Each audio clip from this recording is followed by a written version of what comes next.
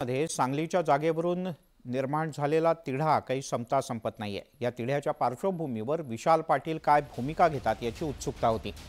अखेर काँग्रेसचे नेते विशाल पाटील यांनी आक्रमक पवित्रा कायम ठेवत अपक्ष म्हणून उमेदवारी अर्ज दाखल केला।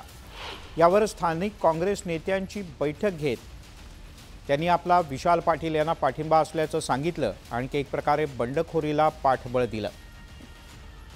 तर उद्धव ठाकरे यांनी मात्र या सगळ्या प्रकारावर नाराजी व्यक्त करत कार्यकर्त्यांची समजूत काढण्याची जबाबदारी काँग्रेसच्या नेत्यांची आहे असे खडे बोल सुनावले। तर एकास एक लढत झाल्यास त्याचा महाविकास आघाडीला फायदा होईल, मात्र अशा प्रकारच्या बंडखोरीमुळे फटका बसेल असं राष्ट्रवादीच्या जयंत पाटील यांनी म्हटलंय।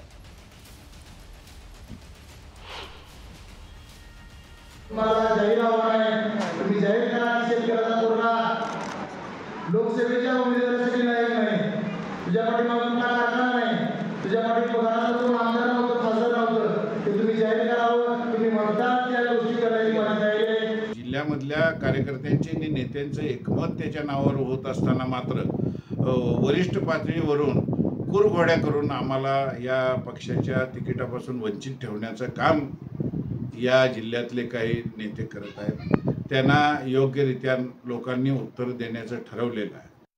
प्रत्येक पक्षाचं नेतृत्व हे खंबीर असायला लागतं आणि नेतृत्व खंबीर असल्यानंतर त्यांनी त्यांच्या कार्यकर्त्यांना सांगायला पाहिजे की आपण जेव्हा आघाडी करतो, जेव्हा आपण युती करतो, तेव्हा काही वेळेला या गोष्टी देण्याघेण्याच्या जागांच्या बाबतीत कराव्या लागतात। एकास एक झालं तर बहुतेक सर्व ठिकाणी महाविकास आघाडीचा उमेदवार विजयी होतोय।